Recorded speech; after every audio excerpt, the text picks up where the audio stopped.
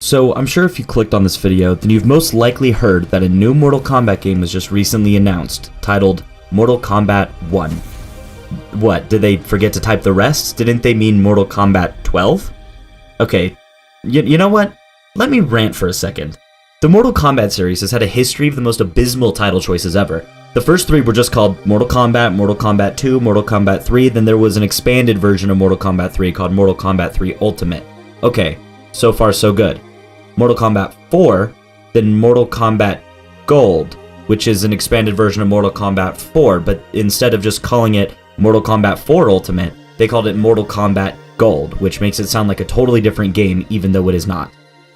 And then at this point, they just ditched the numbering system in favor of subtitles. You know, that's fine. They base the names upon a theme or large event that takes place during the story. It makes it, you know, maybe have a little bit more variety. That's fine, alright? So this is where we get Mortal Kombat Deception, Mortal Kombat Shaolin Monks, Mortal Kombat Armageddon, and then they do Mortal Kombat versus DC Universe, which is, you know, interesting, but sure, it's fine. At this point, the names aren't that bad, but here's the kicker. The next game, which is referred to typically as Mortal Kombat 9, is just titled Mortal Kombat. Just Mortal Kombat. So now there's two games that are just called Mortal Kombat. So that's why the fans just kind of decided, hey, we're going to call this Mortal Kombat 9 instead of Mortal Kombat 2011. In line with this, NetherRealm calls the next title Mortal Kombat X, with the X being a subtitle, or, you know, the Roman numeral for 10. Okay, so went from Mortal Kombat, which was supposed to be a reboot, to Mortal Kombat 10, Mortal Kombat X. Okay, little weird that they went from a game that's supposed to be a reboot to the number again, like as if it's just the next sequel. It's kind of weird, but you know what? That's fine. They want to go back to numbers, then that's fine. But then the DLC version, though, the version that has extra shit, it's not Mortal Kombat X Ultimate, it's not Mortal Kombat Gold 2, it's Mortal Kombat XL, meaning Mortal Kombat Extra Large, because it has all of the different content for the game. So, okay, what's weird, though, is that doesn't that make it seem like the original was called Mortal Kombat Extra because it's an X? Or is it called Mortal Kombat 10 Large? What the fuck is going on here? I know it's simple, but it's just why? It's stupid. It feels dumb. Then they say, fuck it, no Roman numeral. Here's Mortal Kombat 11, straight up, just Mortal Kombat 11. This shit pisses me off because Mortal Kombat 9 isn't called that. It's just called Mortal Kombat. But no. Now they decide to call it Mortal Kombat 1, which is stupid because now if you say Mortal Kombat 1, you have to always specify if it's the 1992 version or the 2023 version. Why is this even a trend in general in naming reboots? It's stupid. Okay, Call of Duty Modern Warfare. You know what? Whatever. The original was normally referenced as COD 4 anyways, so who really cares? Motherfucker. Really? Modern Warfare 2. Okay, so now it always has to be clarified which one that somebody is talking about, if it's the new Modern Warfare 2 or if it's the old Modern Warfare 2. Okay, and then now the next Call of Duty is supposed to be called Modern Warfare 3, which is just annoying. Why? Why are they doing it like this? Oh, and God of War as well. It's a great game, but it came out in 2018, so now if you're saying, oh, I was playing God of War the other day, you have to say, oh yeah, God of War 2018, or no, God of War 2005. Like, why couldn't they have just done it with a subtitle like they did for God of War Ragnarok? It's just dumb. Why? And Battlefield 1? Are you kidding me? That's just a stupid name. Friday the 13th, 1980. Friday the 13th, 2009. This shit isn't limited to video games. There are 3 fucking movies that are part of the same series and are all called Halloween. Halloween 1979, Halloween 2007, and Halloween 2018.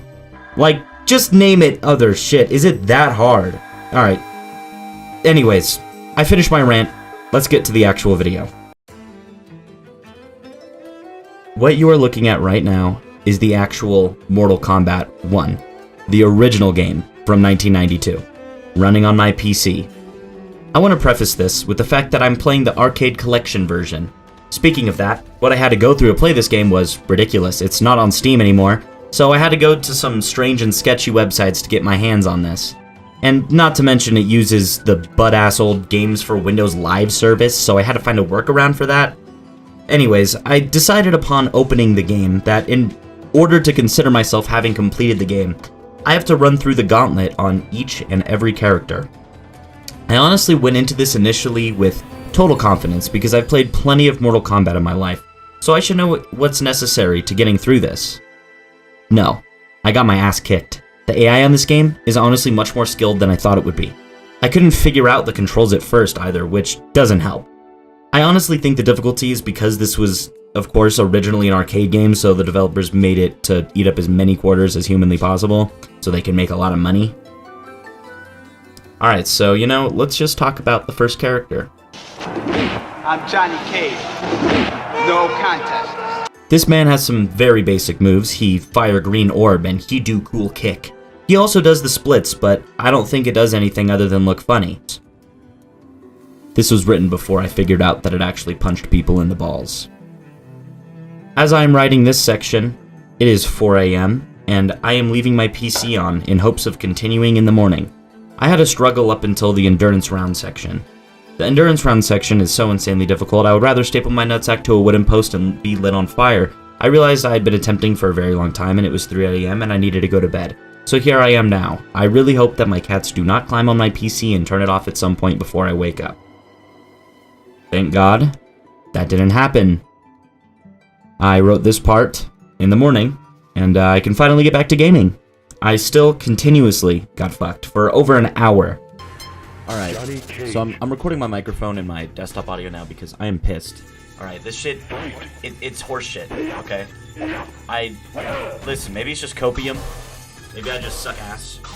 But I swear to God, the AI in this game is so insanely unpredictable. Like, look, that time, it was really easy. Like, I kind of just, destroyed him, right? And now I'm focusing. See, this works sometimes, and then eventually, though, they'll fight it back. Yeah, like that.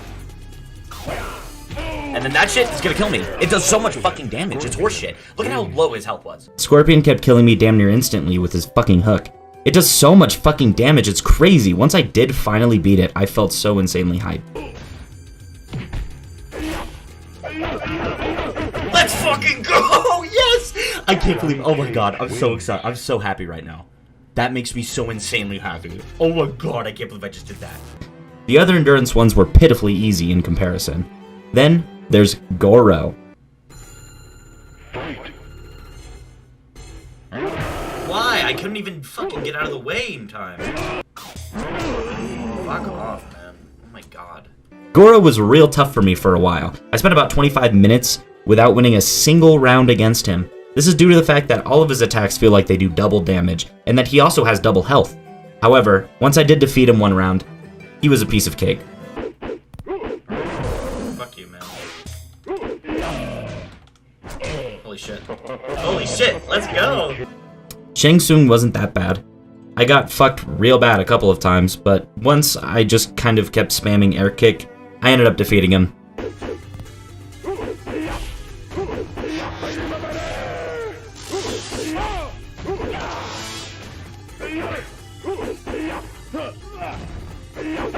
Holy shit. Sonya sub scored Luke Raiden Kano Johnny Sonya sub scored Luke Raiden. Holy shit. I did it.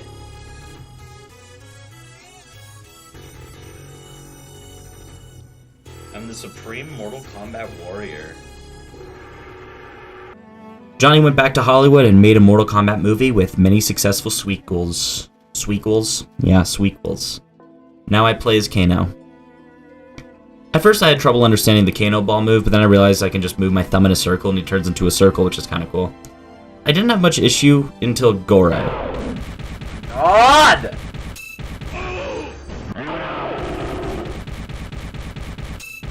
I hate it! Oh my fucking God! What the hell? I hate it! That move! I can't! God fucking God damn.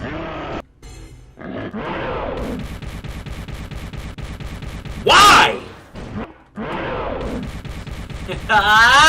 Oh my God! How? Fight! Why? Why? Oh my fucking god. Excellent! Bruh! Do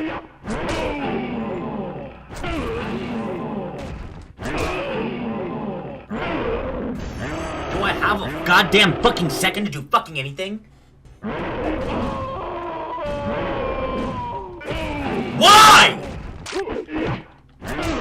Like, what am I supposed to do? How am I supposed to know that he was gonna block that there? How?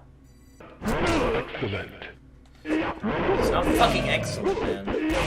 Excellent! Holy fucking shit, man. How? I was pressing the fucking button and it did nothing. Kano wins. Don't know how that happened.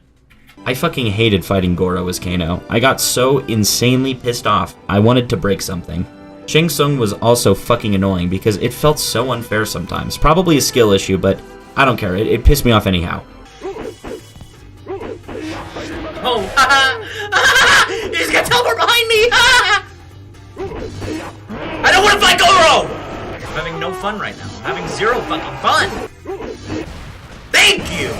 Oh my god! God! Fuck! After I win, Kano goes and takes over the tournament and is an awful leader, and the whole tournament gets overthrown. Sub-Zero was pretty fun to play. I got through everything pretty quick, and Goro wasn't that bad this time. However, I was getting pissed off at the Shang Tsung fight, and I got an epiphany. Why the fuck do I need to beat the game with every character to feel like I've experienced what this game has to offer? Their answer is, I don't. I truly do not care if there are other characters that are more fun or if I didn't get the full experience. The game really isn't all that. Sure.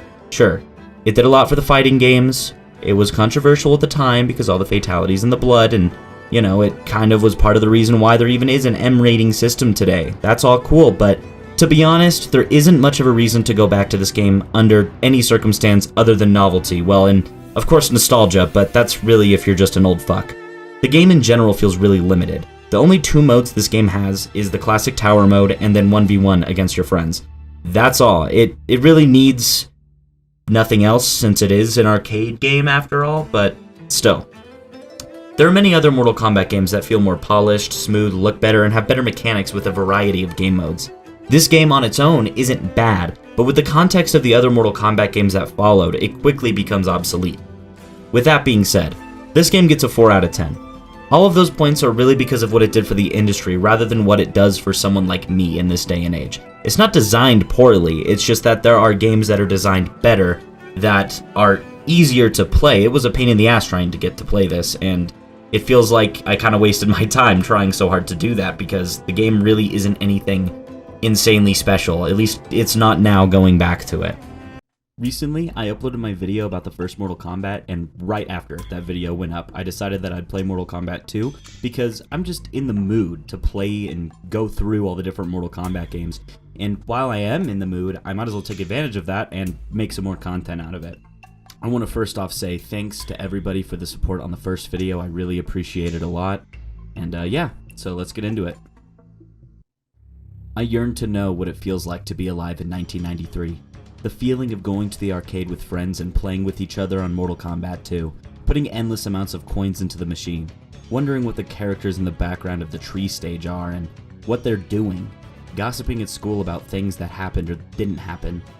When this game originally released, it fucking blew people away. It was like Mortal Kombat 1, but better in every single aspect. More fatalities with more blood, more characters with more moves, better graphics, cooler stages, more mysteries, and a fucking banger soundtrack. The aesthetic of this game in particular is almost horror-esque. The announcer voice is deep and full of bass. The backgrounds are dark and mysterious. Baraka has this horrible-looking smile that used to actually freak me out when I was younger. Yes, I just now said used to freak me out when I was younger, meaning I have indeed played this game before. But I played it many years ago, so I don't really remember it, but I do have a little twinge of nostalgia for it. So here's just a little basic outline of the story, because I missed it in the first video, and so I'm just going to go ahead and, tell you in this video, and this is going to be based purely on what you can find out in the game, and not, background lore that you have to find in some comic, or, shit they have to look up, just shit that somebody might figure out by themselves playing the arcade version. Shang Tsung lost to Liu Kang in the first game. Shao Kahn, who is the Emperor of Outworld and also Shang Tsung's boss, is about to kill Shang Tsung before giving him a second chance. He makes Shang Tsung look young, which is why he looks super different in this game, and he holds another Mortal Kombat tournament where he, Shao Kahn, is the ending boss. Depending on who you beat the game with, this game has a multitude of different endings, which I'll get into when I talk about each character. Without further ado, let's get into my actual experience while playing the game. For some fucking reason, I was convinced in my mind that the second game wouldn't be as difficult as the first game. I was wrong. Consistently, I got fucked. I decided to start with Johnny Cage in order to get a baseline for how this game plays in comparison to the first game, since I had beaten the first game as Johnny Cage before, so I wanted to see how well he played in this game in comparison. I quickly learned that this game was actually much more difficult than the first, so, in an act of desperation, and because I'm a Zoomer soy boy who paints his nails, I decided that I would put the difficulty on easy. The game was still too hard for me, so I decided to put on very easy. Then, I realized that I don't think the game is really changing at all depending on what difficulty I set it to. So, I did a little bit of research online and I concluded that I was not losing my fucking mind. Mortal Kombat 2 is just insanely fucking difficult and the difficulty setting doesn't really matter. I searched up some videos on how to beat the game and I came across this guy who gave me the strategy that I decided I would attempt. I honestly had a real tough time on a couple of fights, like against Raiden and against Melina. Kintaro, however, wasn't that frustrating, more so challenging. He definitely felt a lot more fair than Goro did, and the one time that I did fight him, I actually enjoyed doing so. Fuck. No, come on. Shit. Come on. Let's go! Let's fucking go! Let's fucking go. Oh my god. Shao Kahn was pissing me off real bad, but to be honest, I can't blame the game for it. When I won, I felt this rush of happiness and energy that I haven't felt playing a video game in a really long time. Fuck, I missed that. I'm fine. No! I did it! Holy fucking shit! No way. That was my second attempt after taking a break.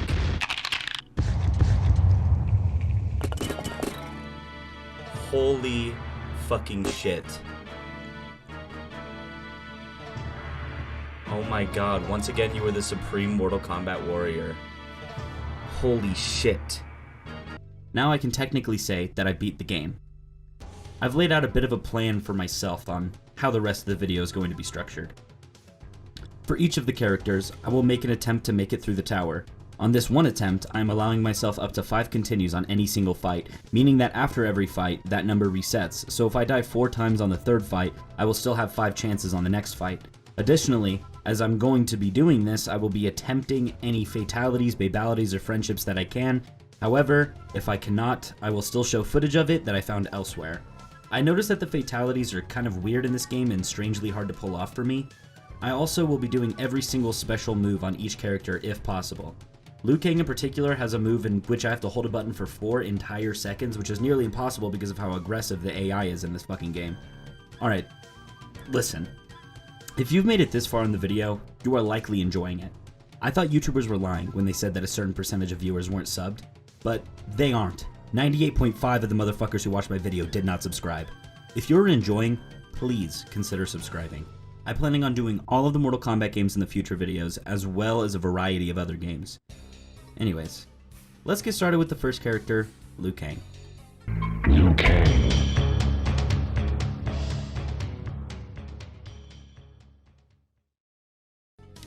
Liu Kang is very fun to play in general. I couldn't pull off his bicycle kick move of course, but otherwise, he was still enjoyable. I didn't have too much of a hard time really until I got to Reptile. Something that helped a little bit was what I like to call the dizzy AI strat, where I do this over and over again and eventually it makes the AI dizzy so I can kill them. The only drawback is that it actually doesn't do anything. I couldn't do any fatalities because I kept trying the first fatality and was just never able to pull it off.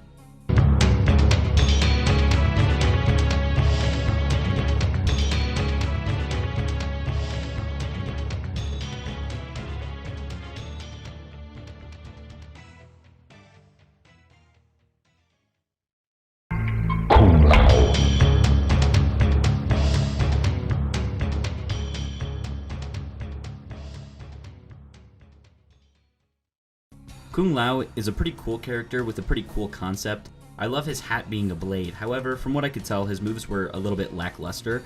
I only pulled off the spin once and I got destroyed. His dropkick is pretty weak, but the hat throw is pretty fun. Jax was my demise this time around.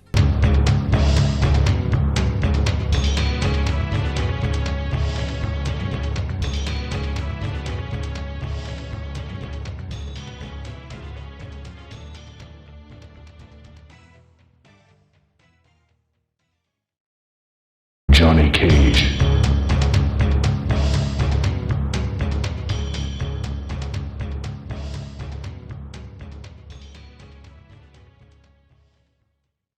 While Johnny Cage can be pretty fun to play, I did get my shit rocked pretty bad. I used his shadow kick a lot because it was really fun to use, but I couldn't land his green orb very much. I honestly expected myself to do better since I did beat Mortal Kombat 1 as him after all, but no, I got fucked up. I'm not a fan of fighting Raiden at all, and I can't really get his moveset down, so I continuously get destroyed by him.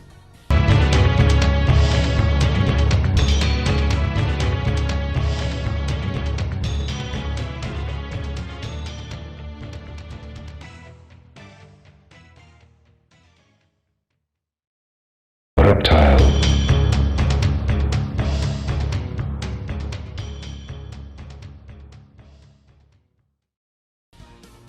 Unfortunately, Johnny Cage massacred me when I was Reptile. Honestly, it's a shame because I feel like I would have had a lot of fun as Reptile.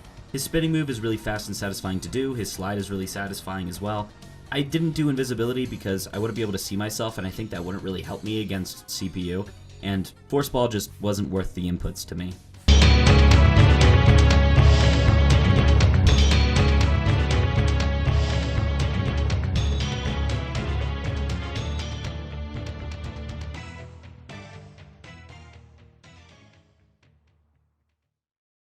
Sub-Zero.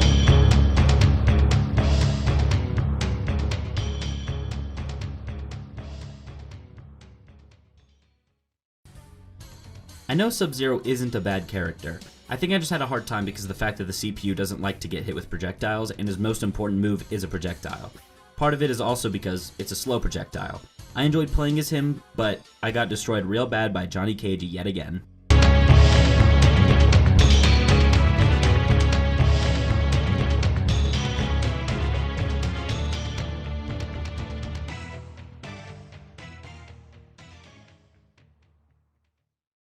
Shang Tsung.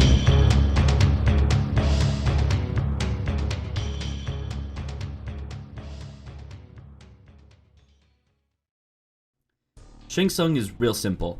He only has Fireball unless you want to morph, and I didn't use the morphs at all since I wanted to just base it purely off of him himself as a character. I actually did pretty good in comparison to the rest of the fighters, but Kitana found it as her mission to totally humble me.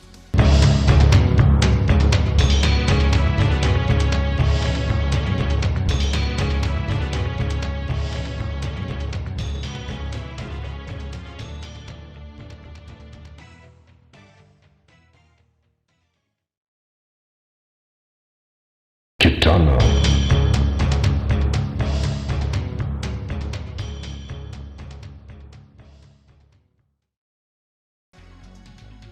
Kitana is super fun and is pretty good in this game, however, I suck pretty bad and I lost at Fight 4 to Kung Lao, who I honestly underestimated. I didn't think he would just get me so good, but he really did.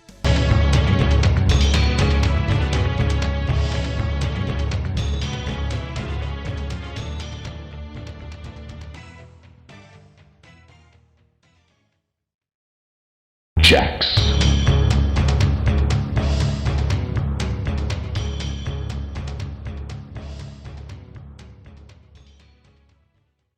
I suck ass at Jax. Could only do his little grippy grubby mitt move. I used 4 continues on the first fight and then 5 on the second fight. I got fucked pretty bad.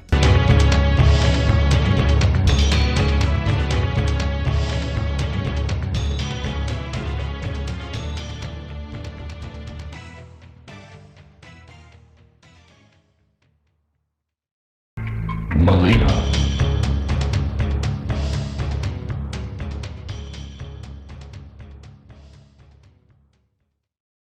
Cheating AI. Fucking Liu Kang used a move that takes 5 seconds to execute right at the beginning of the round. I couldn't figure out her moves, so I just kept doing the teleport kick, and it worked pretty well on a couple of goobers, but Liu Kang wasn't having it.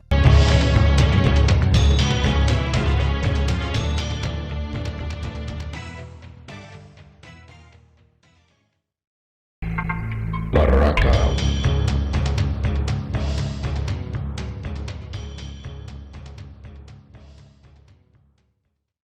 Alright, well, I literally beat the entire fucking game on accident. I didn't use the cheesy methods that were given by the video for me to beat the game the first time. I actually played legitimately, except against Shao Kahn. I still kind of had to cheese that. I think Baraka is my favorite character, not only because I'm good at him, but because he is really fun to play. You've got to be actually shitting me! My mic wasn't working! My mic wasn't working when I beat the game the second time on accident. I was literally just going. I only used 9 continues the whole time. That wasn't even that bad. I'm actually fucking crazy. I'm once again the supreme Mortal Kombat warrior. Who is Jade?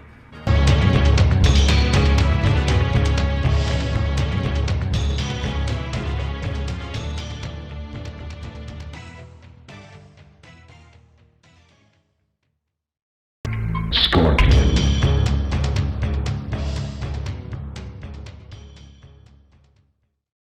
Damn, I really suck. I only managed to even land Scorpion's spear one singular time. Scorpion growing up was my favorite Mortal Kombat character. I even dressed up as him for Halloween one year. But damn, I wish I could actually play him right in this game. I think it's mostly because of the AI which prevented me from landing a spear.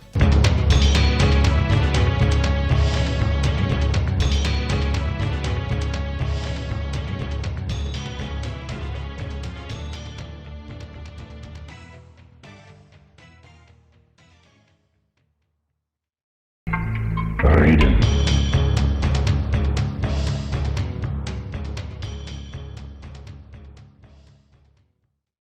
I did not have a single continue until Katana.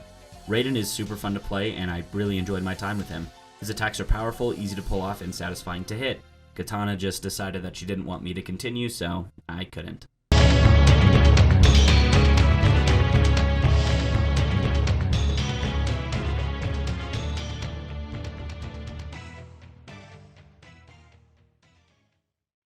In all honesty, I really enjoyed my experience with Mortal Kombat 2. I really wish that I had someone to play it with though, as I feel like my experience would have been a lot more fun. The AI is so broken, it did definitely make it hard to enjoy at points. In general, I feel like that's the main part of the game that has aged. If I was scoring this based off of what it was like to play back in the day and what this did for gaming as a whole, it gets a 9 out of 10. However, what it would get today would have to be a 6.5 out of 10. I know, that may seem low, but trust me, there are many Mortal Kombat games that I prefer to this one, so that is why it gets the rating it does. For me personally, I get off on a sense of progression in video games. This game has progression, sure, but I'm talking more like unlocking new fatalities, having a crypt, leveling up, getting skins, things like that. Things that are permanent, that I will continue to build on top of. Something that gives me a reason to continue playing after I've beaten the game with every character, for example. After the insane success of the first 2 Mortal Kombat games, developer Midway quickly went to develop the third entry in the series. This time, the game would be set in a sort of dystopian setting, one that was more realistic, based on Earth, but with a lot of destruction and chaos in the background. They would add many new characters to the roster. They just wanted to make the best Mortal Kombat game yet. But they fucking didn't. Mortal Kombat 3 is hot garbage because of the roster. Look at this shit. No Scorpion? What the fuck? I'm not going to be playing this game. Instead, I'm going to be playing the far superior version, Ultimate Mortal Kombat 3. This version fixed many of the issues players had with the first game, including the roster. I actually have played this game before, back on the DS. I vividly remember going on a trip with my friend when I was 8. We stayed out in a cabin with his grandparents. We played on this cartridge he had on his DS that was like 150 games in one or whatever, and Ultimate Mortal Kombat 3 was one of them. We played it together, and I kept spamming something, and I destroyed him so much that he got pissed off and we stopped playing. On this same trip, I forgot my Game Boy, and I know that this motherfucker stole it. I didn't forget, buddy. But whatever, it's fine. I ended up getting another atomic purple Game Boy Color, and it only cost me $60 fucking dollars. This video will most likely be my longest Mortal Kombat video yet, because this roster is massive. Not just that, but because there were so many people talking about Mortal Kombat Trilogy and how much they loved it, I figured I might as well cover that as well. I won't be playing as the secret characters in Ultimate Mortal Kombat 3 since they are in Trilogy, and I want to have enough content to justify playing Trilogy. Last thing before we get into the story, for the dozens of people who commented that I left certain Mortal Kombat games out when I was ranting about titles in my first video, this is for you. Mortal Kombat, Mortal Kombat 2, Mortal Kombat 3, Ultimate Mortal Kombat 3, Mortal Kombat Trilogy, Mortal Kombat 4, Mortal Kombat Mythology Sub-Zero, Mortal Kombat Gold, Mortal Kombat Special Forces, Mortal Kombat Advance, Mortal Kombat Deadly Alliance, Mortal Kombat Deception, Mortal Kombat Tournament Edition, Mortal Kombat Unchained, Mortal Kombat Armageddon, Mortal Kombat vs. DC Universe, Mortal Kombat 9, Mortal Kombat Complete Edition, Mortal Kombat X, Mortal Kombat XL, Mortal Kombat Mobile, Mortal Kombat 11, Mortal Kombat 11 Ultimate, Mortal Kombat 1. Thanks to everyone again for the continued support. I really appreciate it so much. Now let's get into the story. Shao Kahn, fed up with the continuous losses in tournament battle, enacts a 10,000-year-old plan. He would have his shadow priests, led by Shang Tsung, revive his former queen Sindel, who unexpectedly died at a young age. She killed herself. However, she wouldn't be revived in the Outworld, she would be resurrected in the Earthrealm. This would allow Shao Kahn to cross the boundary lines and reclaim his queen. When Sindel is reincarnated in Earthrealm, Shao Kahn is able to reach across the dimensions to reclaim her. As a consequence of this action, Earthrealm becomes a part of Outworld, instantly stripping billions of their souls. Only a few are spared, as Raiden protects their souls.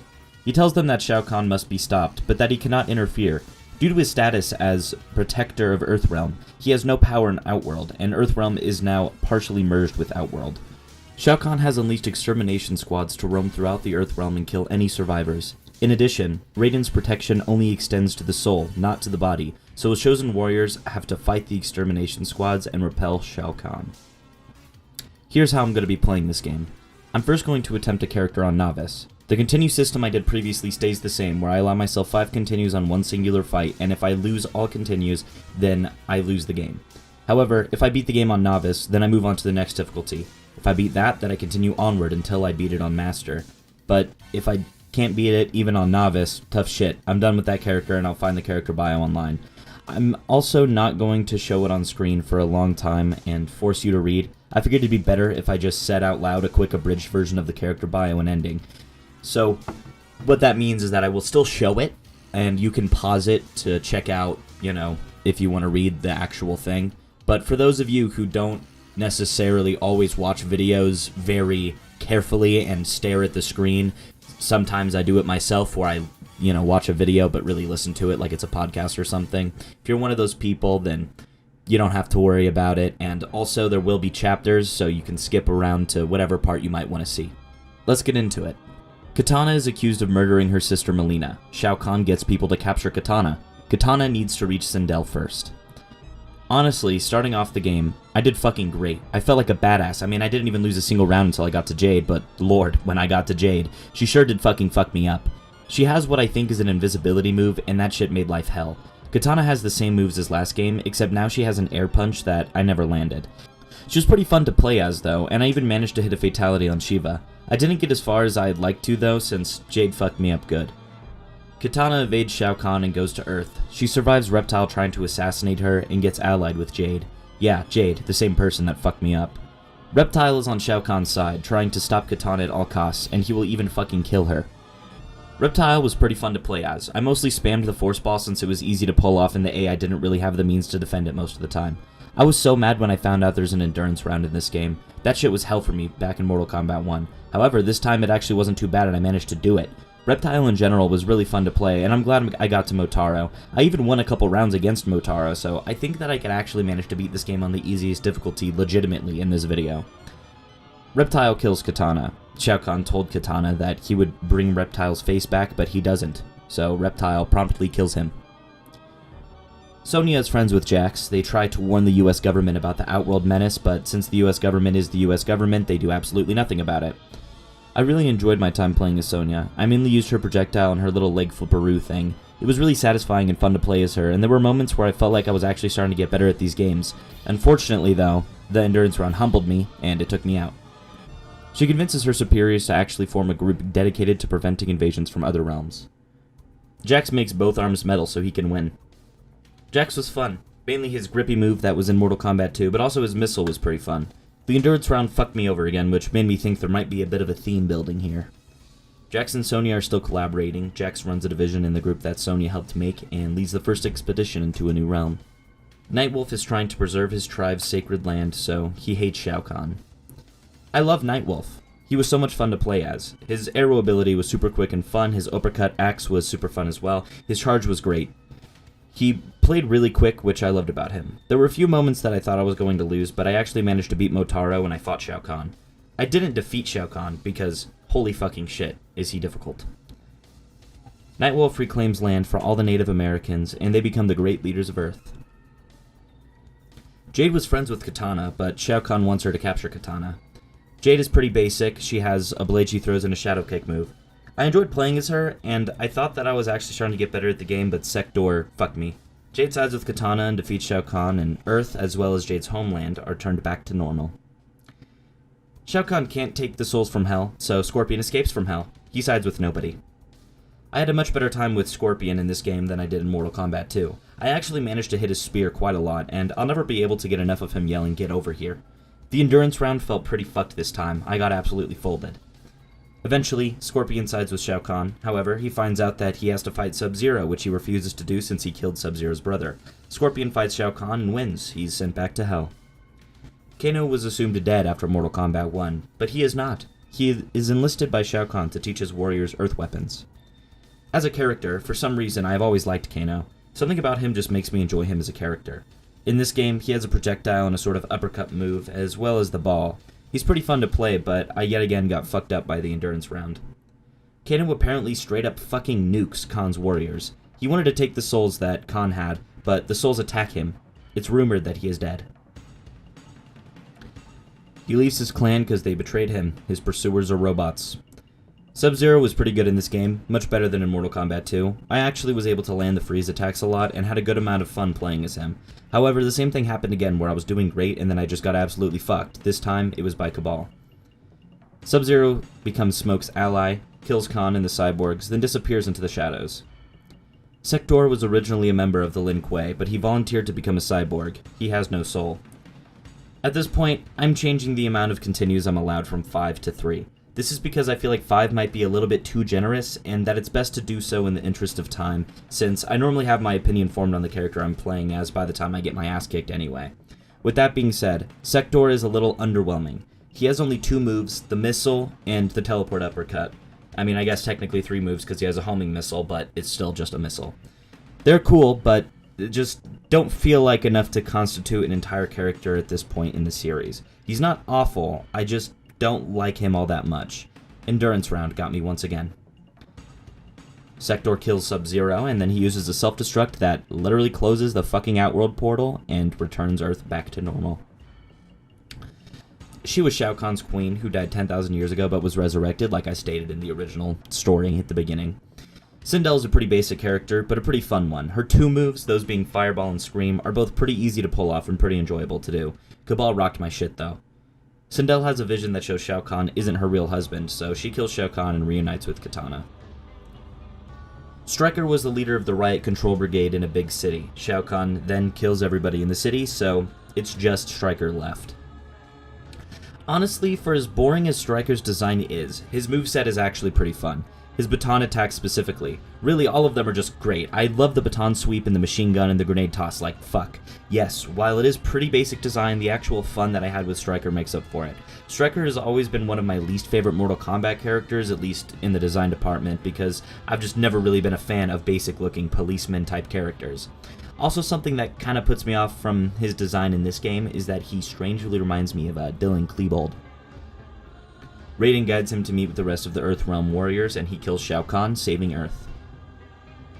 Literally the same bio as Sector. I mean, not exactly the same, but the same outline. I'm not going to waste my breath.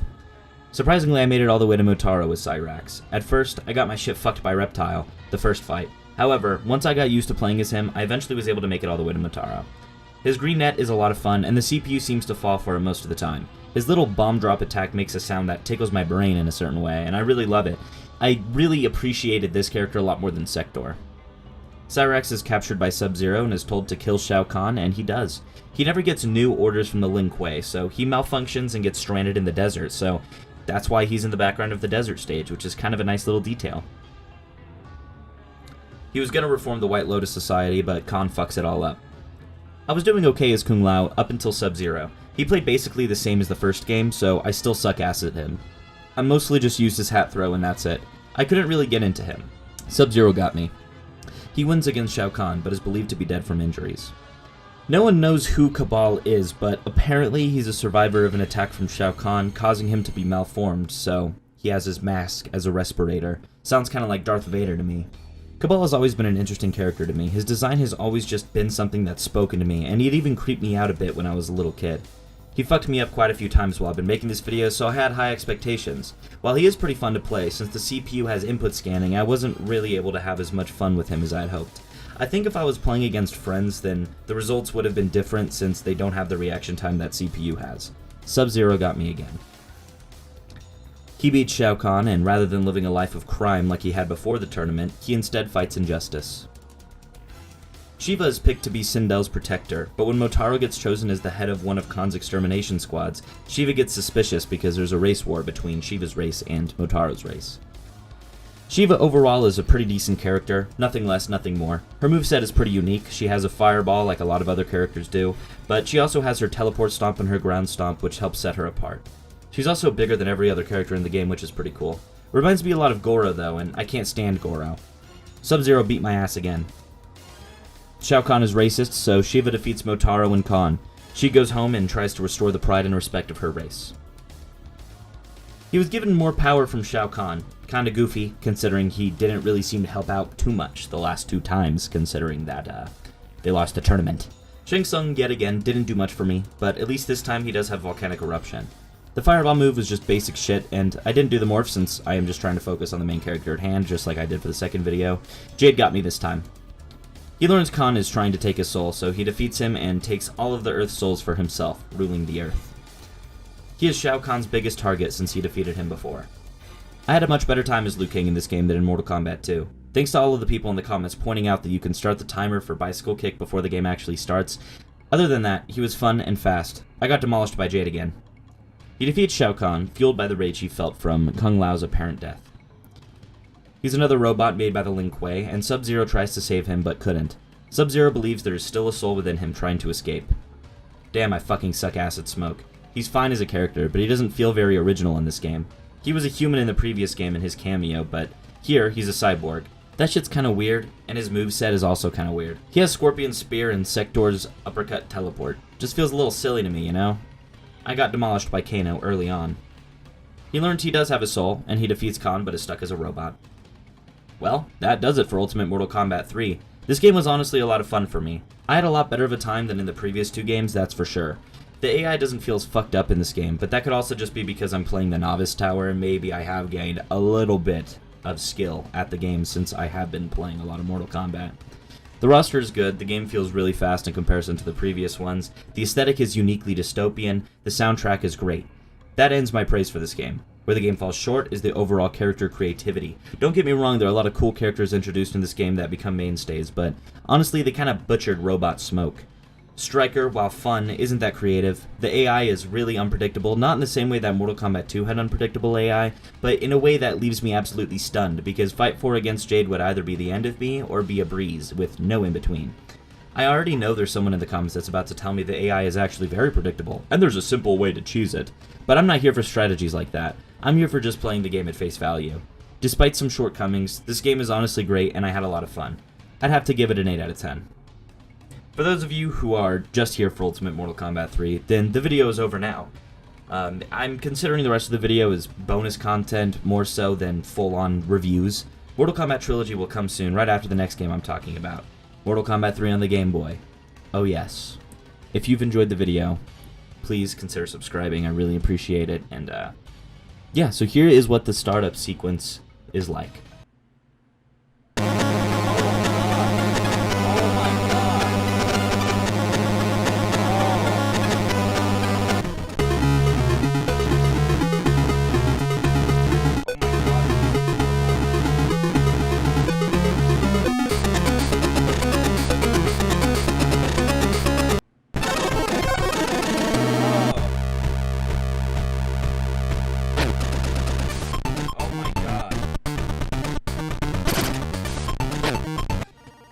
Wow, my god, the music was so loud and so awful. I don't know who was cooking up this monstrosity, but I need a restraining order against them. Yes, it's on Game Boy, and there's limited storage and limited music possibilities, but a game like Super Mario Land, which came out 5 years before this game, had a great soundtrack. The graphics are absolutely abhorrent. It doesn't even look like they tried. It's like they put Mortal Kombat 3 in a machine that makes it look 1,000 times worse and then slapped it onto a Game Boy cartridge. I can't even distinguish what's going on or if someone is attacking me. The health is kind of fucked. And you want to know the kicker?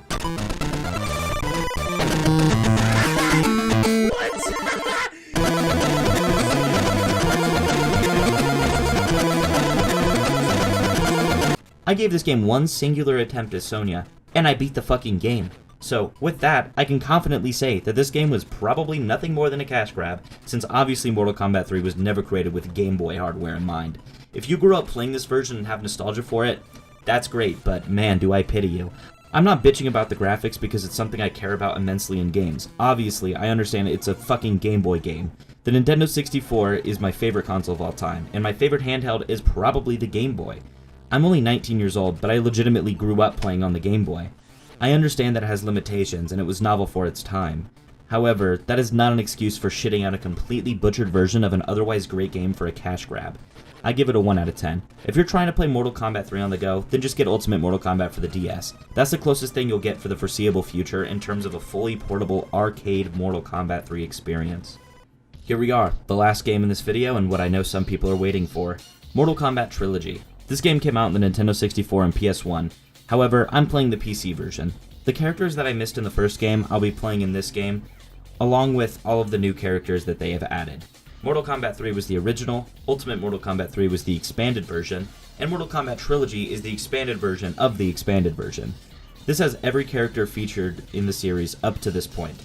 I won't be playing as every character in this game for the sake of time, especially because I won't have anything new to say about any of the characters that are from Ultimate Mortal Kombat 3.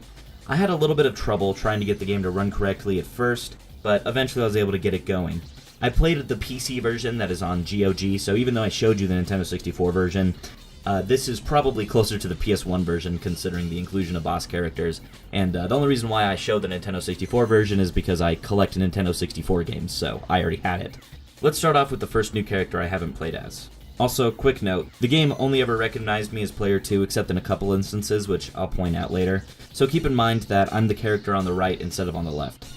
Thought to be dead, he cheats death when the passage to the afterlife is blocked since the Earth and Outworld merge. He fights for Earth again.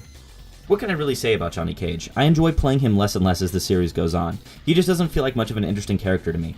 Playing as him just feels like too much of a default experience. Endurance round fucked me up. He learns if he defeats Shao Kahn, he will then be sent to the afterlife. He still defeats Shao Kahn anyways, and gets sent to the afterlife. What a real one, sacrificing himself. Noob Saibot is from the Netherrealm, and he's supposed to be spying on the tournament. Noob Saibot is a lot of fucking fun. I love his shadow throw especially. He's a simple character and was originally just an Easter egg in the first game, but here he has a full actual playable role with his own moves. Johnny Cage fucked me up on the endurance round. He is told to side with Khan, then betrays Khan. With Earthrealm and Outworld having both Emperors defeated, Shinnok takes both realms and gains the power he needs to strike back at the Elder God that sent him to Netherrealm. He sided with Shao Kahn. My fucking boy, Baraka. I fucking love this dude. His aesthetic, his power, his moves, his smile, his everything. Baraka is just fucking cool, but I didn't get as far as I'd hoped. I didn't even make it to Endurance, but it's okay. Baraka fails to meet Shao Kahn's expectations, leading him to be scared that Shao Kahn will kill him. After Shao Kahn is weakened by Raiden, Baraka strikes and defeats him. He transforms himself into a mortal warrior to help defeat Shao Kahn. As Raiden, I got my ass kicked by Raiden. I had a lot of fun with Raiden in this game, a lot more than in 2 from what I remember. I'm not great as him, but he just felt really fun to play. He guides the Earthrealm warriors and defeats Shao Kahn. Raiden's bio was retconned by a future character. To be honest, I'm getting a little tired of palette swap ninjas, however, Rain is actually great. His thunder move is really fun, and it's a great gateway for some combos. His mind control is unique, and is also a good gateway to combos. He's just overall a pretty fun character. Because he's a simp, Rain gets convinced by Katana to go against Khan. After Katana kills her, Shao Kahn brings her back. I had a much better time with Mileena than I did previously, but I still got my ass clapped. Kung Lao fucked me up. Her and Baraka straight up take Sindel and Katana hostage to convince him to do a 4th tournament so Baraka can win. His existence is a mystery. It's believed he exists from a life force created by Outworld souls. What the hell? I died on Fight 2. What in the shit? Why am I all of a sudden sucking ass and eating dick? What the fuck has gotten into me? It's okay, I mean, it is what it is. Remember what I said about palette swap ninjas? Yeah. Ermac is cool though, not as unique as Rain, but he's fine. Winning the tournament, he is finally able to prove his existence. 2,000-year-old human/dragon who hasn't lost in 500 years. God damn it, well the first few rounds were fucking cake and then the endurance round got me. I was expecting it to be much easier, but nah. Scorpion almost took me out. Shit's annoying. Fuck Goro. Fuck everything about Goro. He can suck the cum out of my dick with a silly straw. No ending. Resurrect Sindel so he can finally win and take Earthrealm. I had a really easy time playing as Shao Kahn, but the endurance round got me yet again. I don't know what's wrong with me, but I might be mentally deficient in some way because I end up getting fucked so badly. Shao Kahn wins. Motoro was appointed by Shao Kahn to kill Earthrealm warriors. Same thing as the previous two. I don't have any problem until the damn endurance round. What the fuck is up with the difficulty on the endurance round? It definitely feels like I can't even move because the AI is so aggressive. Motaro was cool, but I don't know. I'm running out of things to say. Motaro wins. With Goro missing, Kentaro takes over for him. Holy shit, well fucking finally, at least I made it to Shao Kahn. He destroyed me, but goddamn, at least I made it. No ending. So, only one last thing to talk about in regard to Mortal Kombat Trilogy, and that's the multiplayer. Yes, I actually managed to convince one of my friends, Chris, to hop on and play with me. It took hours of setup, lots of trial and error, but we eventually managed to do it. However, we had to use keyboard control because we couldn't get the controllers to work right. Despite this, it was a blast. His experience level in Mortal Kombat, I believe, is pretty similar to mine. At least it was before I started this series, so we had some good fights. Well, that's it.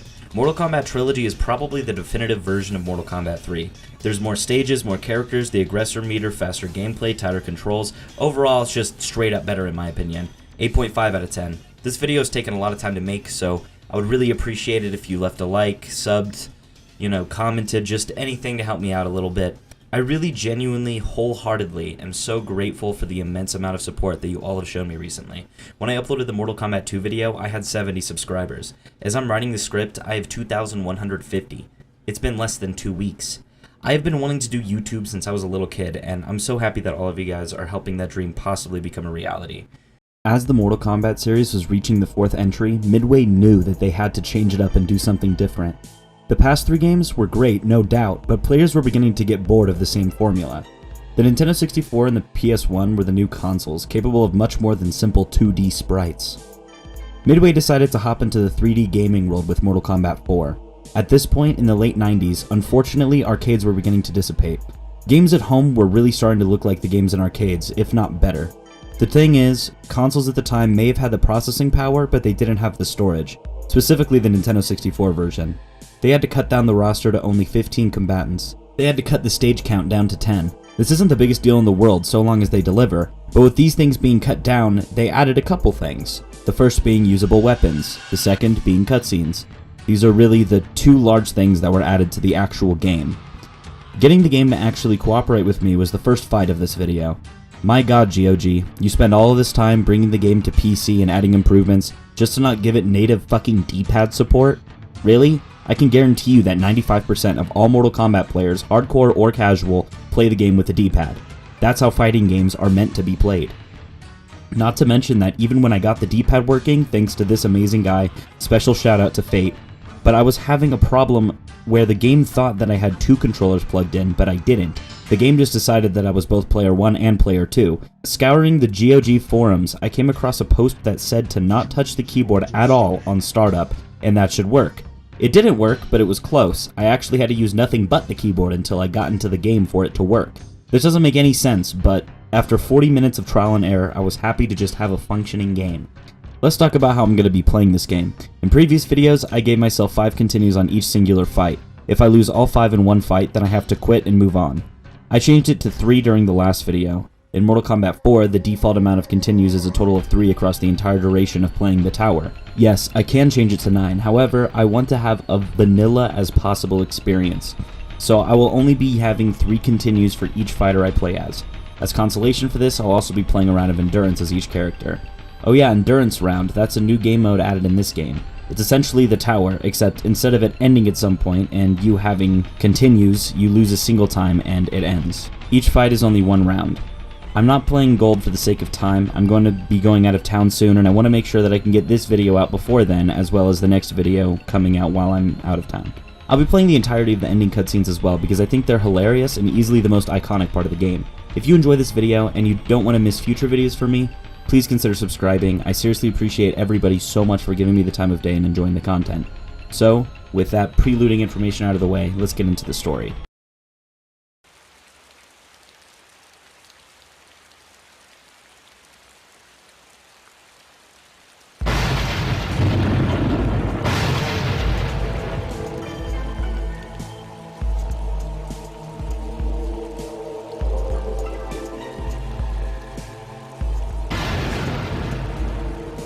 Thousands of years ago, in a battle with the fallen elder god known as Shinnok, I was responsible for the death of an entire civilization. To rid all realms of Shinnok's menace, I waged a war that plunged the earth into centuries of darkness and banished Shinnok into a place called the Netherrealm. Now, after Shao Kahn's defeat at the hands of Earth's warriors, Shinnok has managed to escape his confines in the Netherrealm. The war is now being fought once again. Only this time, it can be won by mortals. Shinnok, who is an elder god, was banished to the Netherrealm a very long time ago. Quan Chi, who's a sorcerer, decided to help him out and get him out of the Netherrealm. And so Shinnok is basically trying to exact revenge on the Elder Gods. In order to stop Shinnok, Raiden is calling the Earthrealm warriors once again to help out in the fight. Now, let's get into the characters. Kai. He was part of the Lotus Society. He met Liu Kang and reunited with him to help Raiden beat Shinnok. Oh boy, this isn't a great start. First of all, who? This guy isn't very unique or cool. I mean, come on, fireball, flying kick, give me a break. Kai's moveset is pretty much just a fucking book with no words in it. Better yet, there isn't even a cover. It's just a whole bunch of pieces of paper that have absolutely nothing written on them. His design is very boring, and his moveset is boring. If you love Kai, all power to you, but you probably also pour milk before your cereal. I'm not even bitching and moaning about the character because I did bad. I made it to Fight 5 without much issue. Jarek wiped me out, and the endurance round felt pretty pointless because I died in the second fight after getting a flawless victory on the first.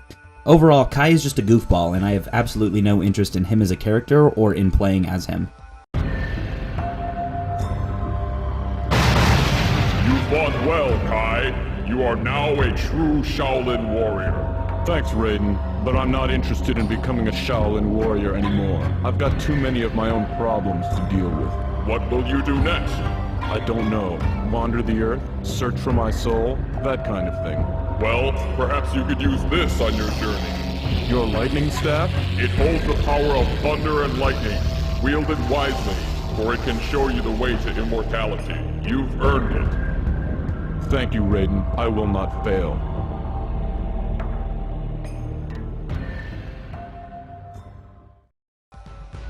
Raiden. He comes back to Earth. He wants to protect the Elder Gods by defeating Shinnok. Raiden was pretty fun in this game. His moveset is really limited, and I tried to use the weapon, but the button combo wasn't working for some reason.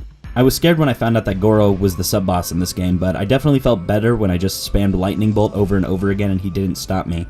I also beat Shinnok this way. So yeah, technically I beat the game on the second character.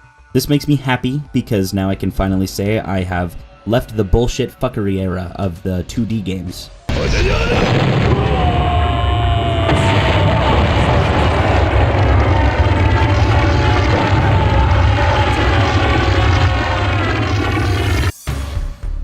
Shinnok, this is over. You are the supreme champion of Mortal Kombat. Wow, that was really easy. In comparison to the last two games, that was insanely fucking easy.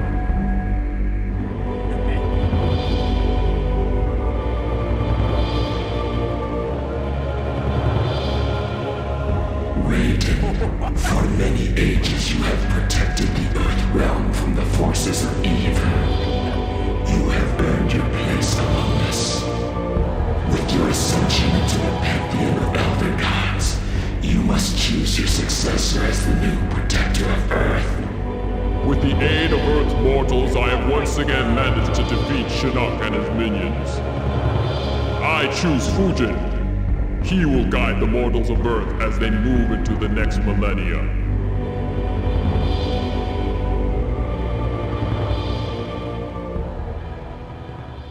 What the hell? Shinnok. He was banished to the Netherrealms for being an asshole. Quan Chi frees him. He takes over Edenia and targets Raiden. I died in Fight 3. Other than that, he just has impersonations, which are just Shang Tsung's fucking morphs but with a different name. Can we get some originality? I've never really liked Shinnok. His design just seems weird to me, and even in Mortal Kombat 10, which is my most played Mortal Kombat game, I hated Shinnok.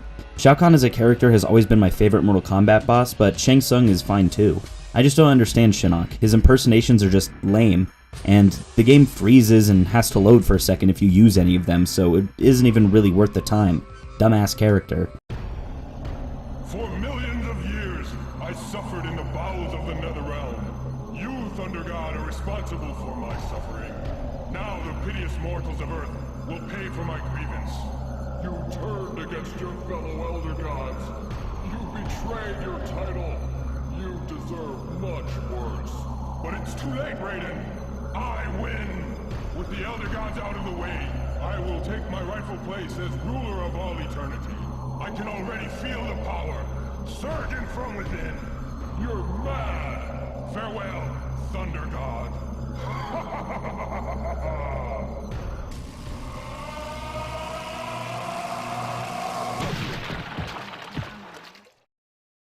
Liu Kang. He decides to go to Edenia to rescue Kitana from Quan Chi. Unsuccessful, he gets the Earth Warriors to help.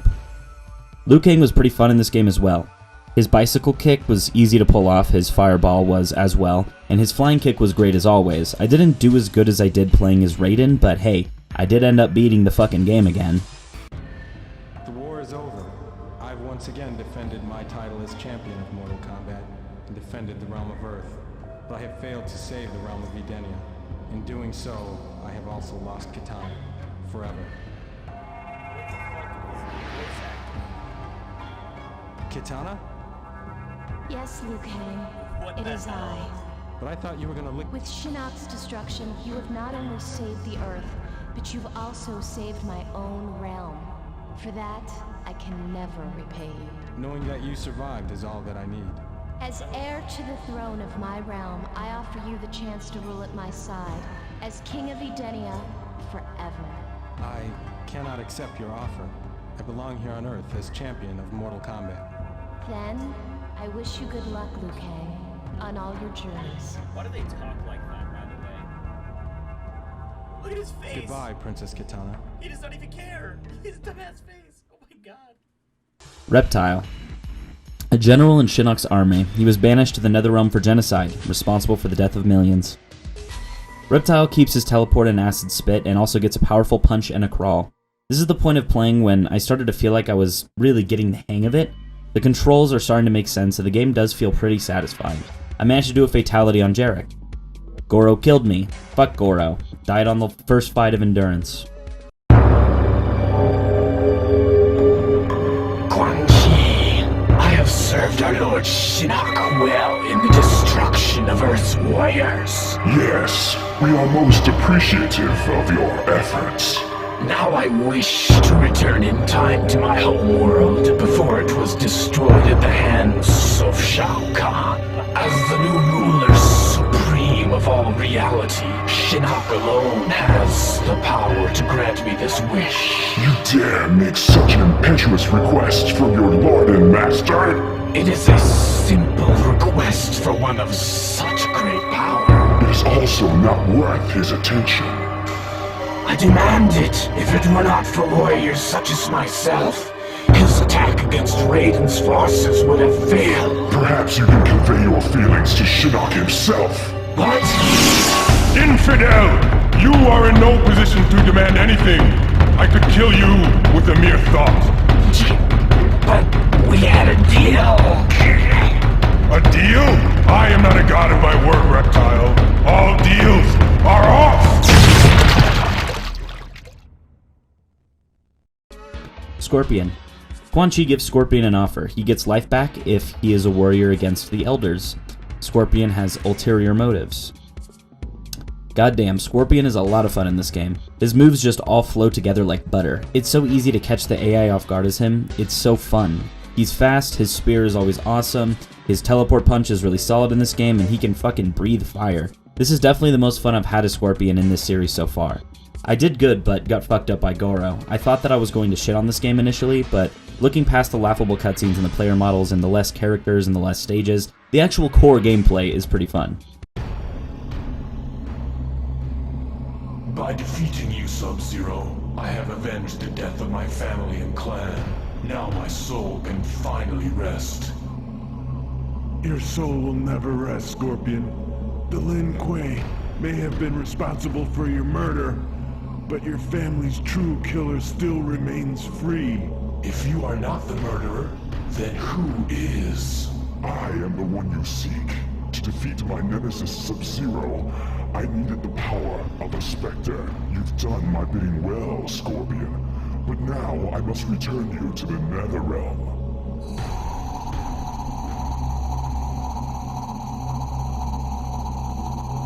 Never!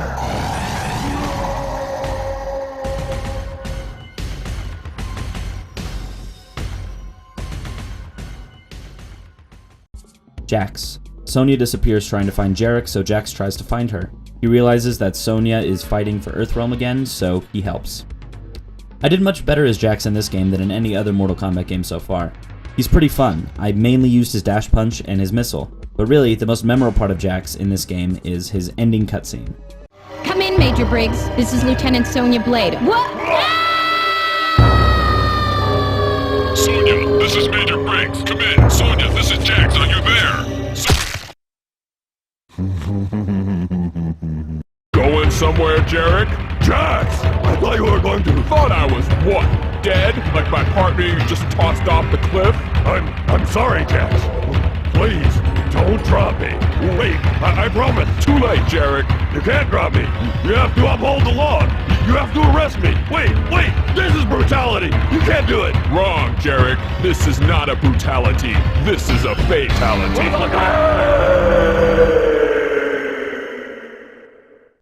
Raiko. Used to be a general for Shinnok. He was thought to be killed. He comes back to fight for Shinnok. Raiko was pretty decent. His shurikens were cool. I mean, really, he's a pretty basic character, and to be honest, I don't have too much to say about him. Goro fucked me up, and god damn it, I hate Goro with every fiber of my being. Speaking of Goro, though, I really noticed he does look really weird in this game.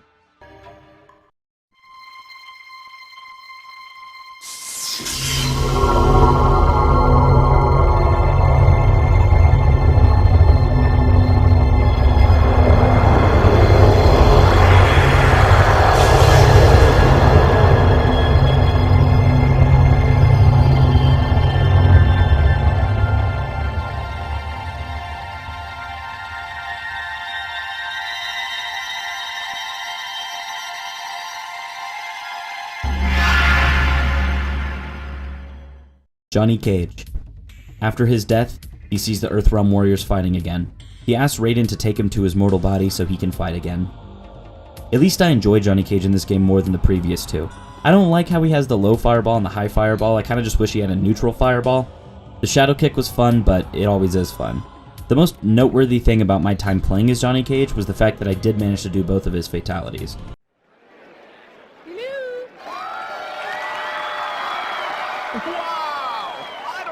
To say. I guess I could start by thanking all my fans out there. Well, that's enough of the mushy stuff. I mean, let's get real here, huh? When am I gonna get some real competition? Come on, don't get silent now. Where are all the cheers? Hey, wait a minute. I'm your #1 guy. I'm gonna remember this. Ow! Okay, now I'm mad. Hey, come on, quit it. Ow! I saw that, Arnold. Hey, cut it out.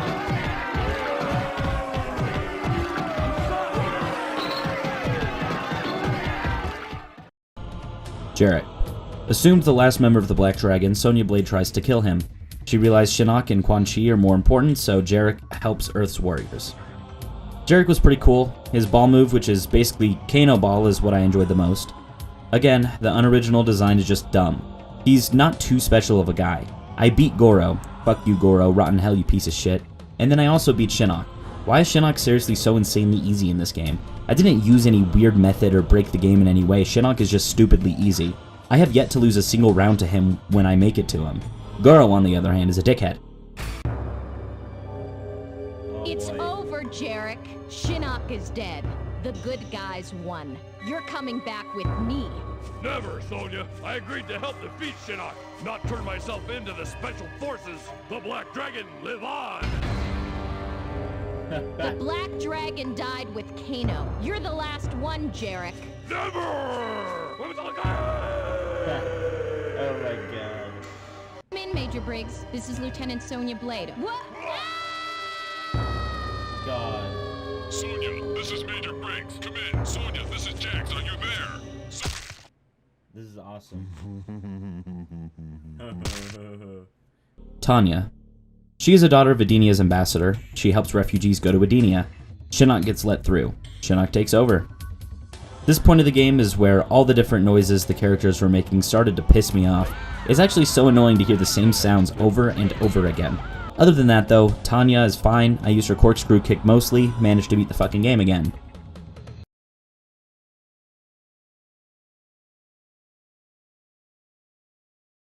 Follow me, Liu Kang. Raiden has asked that I lead you to him. What about the others?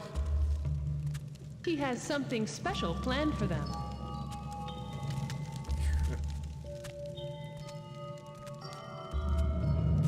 Oh no.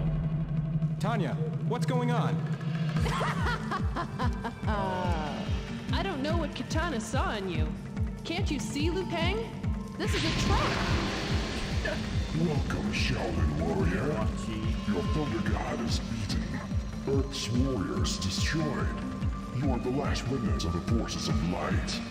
Do you wish to beg for mercy from your new master, the Lord Shinnok? Never, sorcerer! Holy shit. Fool!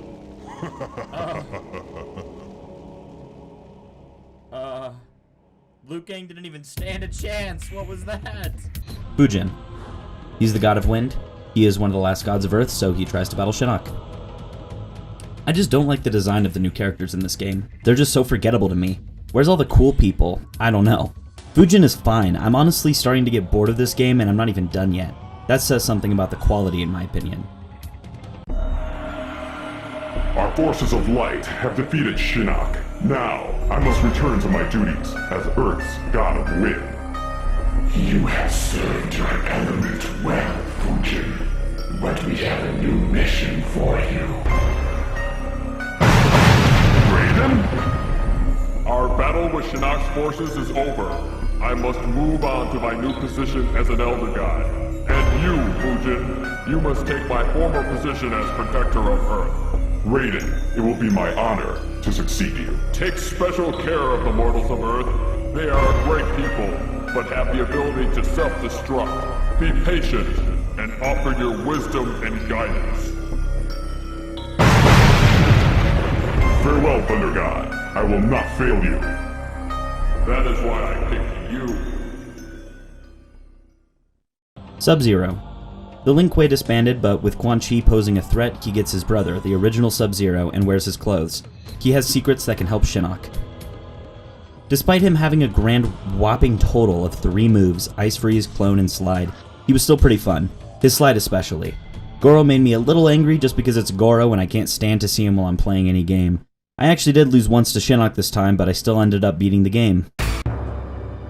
The battle is finished. Your quest for vengeance is over, Scorpion. You cannot kill a dead man. You have defeated my physical form, but my soul is eternal. You will pay for the massacre of my clan and family. Well done, Sub-Zero. Like your brother before you, you have served my purposes well. I serve no one. Not the Lin Kuei, and not you. Scorpion agreed to fight for us in exchange for freedom from the Nether Realm. A deal I had no intention of fulfilling. By killing him, you saved us the trouble. both you and Scorpion were pawns for Shinnok. Scorpion!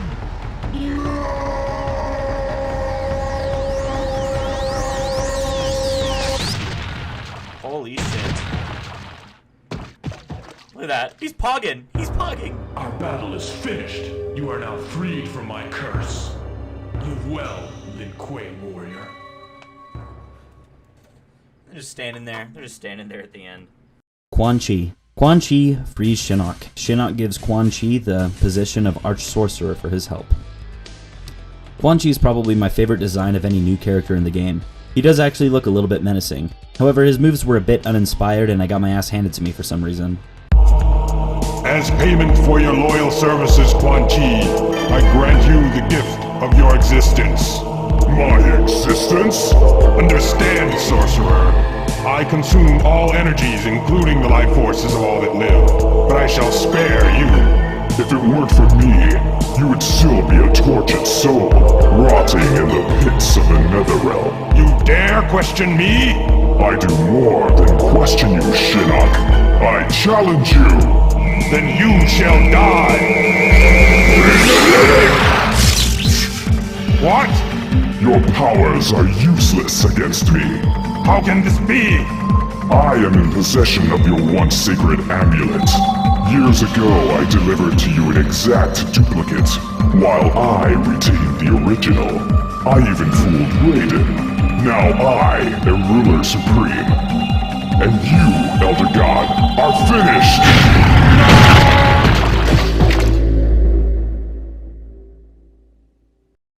Sonya. Sonya becomes a member of the Outworld Investigation Agency and helps Raiden. She warns the government about Quan Chi. Never been a giant fan of Sonya, but she's really just fine. I didn't hate playing as her, but I don't know. Goro got my ass. There's only so much I can say about each character to a point, and by the end I just don't know what to say. It's over, Jarek. Shinnok is dead. The good guys won. You're coming back with me. Never, Sonya. I agreed to help defeat Shinnok, not turn myself into the Special Forces. The Black Dragon, live on! The Black Dragon died with Kano. You're the last one, Jarek. Never! Come in, Major Briggs. This is Lieutenant Sonya Blade, over.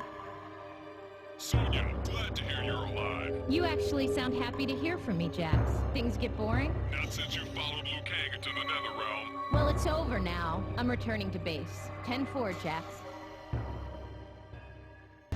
Let's just take a second to talk about the stages in general. In my honest opinion, they're pretty boring. They all kind of just blend together and I can't think of any iconic stages that were introduced in this game.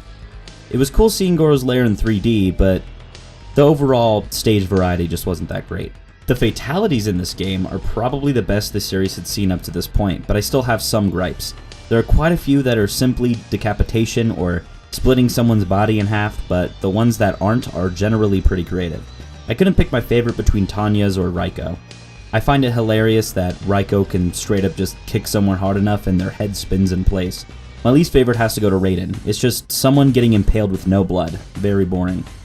Thanks to Hell's Fury for the suggestion to talk about fatalities in the comments of last video. This game was much faster to complete than Ultimate Mortal Kombat 3 and Trilogy, but that's simply because there's far less content in this game in comparison to those games.